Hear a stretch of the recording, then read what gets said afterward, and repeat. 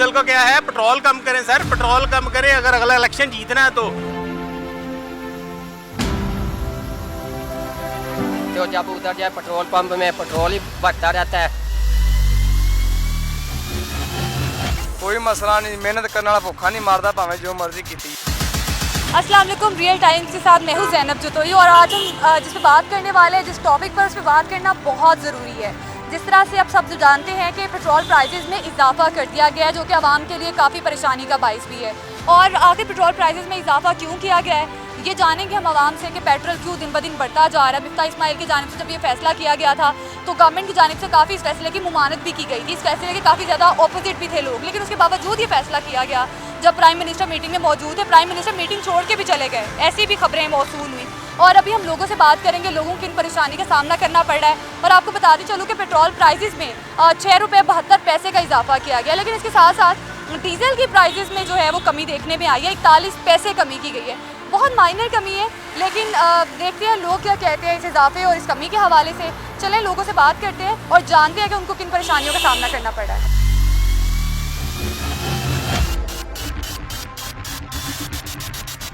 Petrol prices में इजाफा कर दिया गया है, तो किस परेशानी का सामना करना पड़ रहा है? मिस बहुत परेशानी है, सारी बात है। पेट्रोल आम बंदे की रूटीन, रोज़मर्रा रूटीन का एक हिस्सा है और कहीं आना जाना सारी बात है। आपको बाइक्स, पेट्रोल, सब कुछ, सब चीज़ें पेट्रोल पे नजर है। पाकिस्तान में जो कुछ भी है, आपको हर चीज़ की रेट पेट्रोल के साथ बढ़ता है। पेट्रोल कम नहीं होता, बढ़ जाता है हर दफ़ा। वज़ीर आज़म से खुश हैं आप, जो वज़ीर आज़म हमारे शहबाज शरीफ साहब हैं? वज़ीर आज़म साहब हमारी तरफ देखें, ये देखें मेरे हाथ जुड़े हुए हैं, दुआ का नाम है। डीजल का क्या है, पेट्रोल कम करें सर, पेट्रोल कम करें अगर अगला इलेक्शन जीतना है तो, नहीं तो आप डेथ बाई चॉकलेट हैं, आपको कोई नहीं देखेगा। ये हमारा आदमी क्या करे, ये इनको कहते हैं कभी पेट्रोल कम कर दो, वो और से आगे आगे, और कभी साबुन लेने जाओ, आज लेने जाते हैं कल और रेट होता है, कल लेने जाते हैं चीज़ रेट और होता है। तो जब उधर जाए पेट्रोल पंप में पेट्रोल ही भरता रहता है और ये आप खाते पीते रहते हैं और हमारा पेट्रोल महंगा करी जा रहे हैं। क्या मैसेज देना चाहते हैं प्राइम मिनिस्टर को? कहते हैं कि भी ये अपना ये जो है ना हुकूमत अच्छे तरीके से चलाए, ताकि इंसान जो हमारा आदमी है वो दो बरकत की जी। हुकूमत जो है वो सबकी यही अपील है कि हुकूमत जो है इस बारे में सोचे, आवाम के बारे में। हर चीज़ की कीमत जो है वो आसमान पे पहुंच चुकी है। इन्हों की पूरी फिर नहीं पैनी, ये जो मर्जी कर लैन, भावें नवाज शरीफ आ जाए तो भावें इमरान खान आ जाए, इन्हों की पूरी नहीं पै सकती। पेट्रोल वधा भी दें तो भुखे ही होंगे, भुखे रज भी पैन, इन्हों की गल बात बदल नहीं जाती। देखिए हम पे कर्जा भी तो बहुत है ना, IMF को लोन्स भी तो पे करने हैं। कोई मसला नहीं, मेहनत करने वाला भुखा नहीं मारता, भावें जो मर्जी की जाने, भावें पेट्रोल इससे भी ज़्यादा कर दें, कोई परेशानी है। मेहनत करने वाला भुखा नहीं मार सकता, बाल ये भुखे ही रहेंगे सारी ज़िंदगी। जी, हमने आवाम से जाना, आवाम का रद्द-ए-अमल आप सबको बताया कि आवाम जो है इस बारे में बहुत परेशान है। पेट्रोल प्राइसेस में इजाफा हो गया है, तो क्या कहेंगी आप? मैं ये कहना चाहूँगी कि जो लोकल सिटीज़न हैं वो सारे ट्रांसपोर्ट्स वगैरह यूज़ करते हैं, चाहे वो ऊबर हो, इन ड्राइवर हो या करीम हो, तो उसके रेट्स भी सारे बढ़ गए। तो हमारे लिए तो हमारे जो इनकम होता है या सैलरी वगैरह तो वो सारा ट्रांसपोर्ट पे ही चला जाता है। हमें परेशानी का सामना करना पड़ता है, जिस वजह से हमारे ड्राइवर हजरात भी बहुत परेशान हैं और हम लोग सब लोग परेशान हैं। हमने लोगों से बात की, आपने देखा कि लोग जो हैं काफ़ी परेशान हैं इस फैसले पर। अभी हम बात करेंगे सीनियर जर्नलिस्ट आसिम सिद्दीक हमारे साथ मौजूद होंगे, उनसे जानेंगे आखिर इसके पीछे क्या वजह है जो पेट्रोल प्राइसेस जो हैं वो डे बाय डे बढ़ती जा रही है। अच्छा सर, जिस तरह से आपने देखा कि पेट्रोल प्राइसेस को बढ़ा दिया गया है, कब ख़त्म होगा ये महंगाई वाला सीन? महंगाई बढ़ती जा रही है, डॉलर कभी ऊपर जाता है कभी थोड़ा नीचे आता है, तो कब ये इस्तेहकाम जो है वो आएगा, कब स्टेबिलिटी आएगी प्रॉपर चीज़ों में और कब हम बैक टू लाइफ दोबारा जाएंगे? ज़ैनब, इसको ना समझने की ज़रूरत है, आम आदमी को समझाने की ज़रूरत है कि ये सब हो क्या रहा है, ये ऐसा क्यों है कि डॉलर नीचे जा रहा है और पेट्रोल प्राइसेस ऊपर जा रही है। ये कब तक चलता रहेगा और ये अचानक कैसे हो गया? देखें, बड़ी क्लियर सी बात है, ना हमारे यहाँ कोई इंडस्ट्री काम कर रही है, ना हमें से ज़्यादा लोग टैक्स देते हैं, ना हमारी कोई अपनी प्रोडक्शन हो रही है, तो गवर्नमेंट ने पैसे कहाँ से लेंगे? या तो वो लोन लेंगे, या बिजली के बिलों से पैसे निकलवाएंगे आपसे, या पेट्रोल से पैसे निकलवाएंगे आपसे। सो फॉर दिस पर्पज़ आप लोगों को समझना पड़ेगा कि असल प्रॉब्लम कहाँ पर है।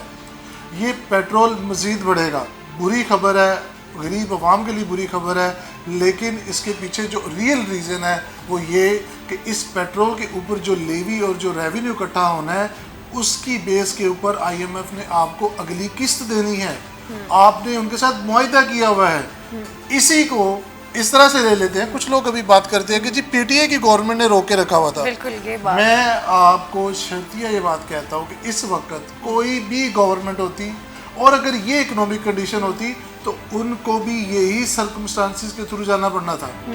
कोई और ऑप्शन नहीं है जब तक आपकी इंडस्ट्री स्टेबलाइज ना हो, जब तक आपके टैक्स कलेक्शन ना बढ़े।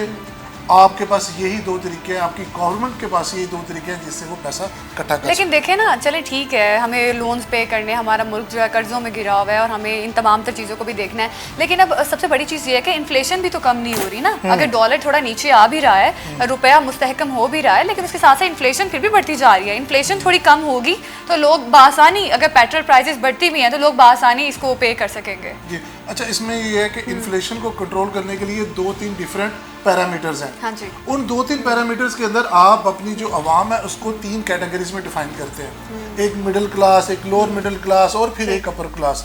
जो जिस तरह से प्रीवियस गवर्नमेंट्स करती रही हैं कि जो आपकी लग्जरी आइटम्स होती थी, जिस तरह आजकल दरामदात के ऊपर टैक्सेशन है, बंद है, तो ऑटोमेटिकली पैसा डॉलर कम बाहर जा रहा है। इसी तरह से जो हमारी गवर्नमेंट है उसको मजीद बोल्ड डिसीजन लेने चाहिए जिससे आम आवाम को रिलीफ पहुंचे।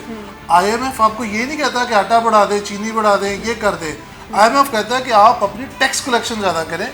एक बंदा, मैं ज़ैनब आपको 1000 रुपया देता हूँ, ठीक है, मुझे कुछ गारंटी होनी चाहिए कि आप मुझे वो पैसे वापस भी करेंगी। इन दैट गारंटी आपने लिखा है जी हम बिजली के बिल, हम पेट्रोल के बिल ये बढ़ाएंगे, इससे पैसा इकट्ठा करेंगे और फिर आपको पैसे वापस करेंगे। सो दिस इज़ व्हाट जो हो रहा है, ये जो चल रहा है सारा कुछ।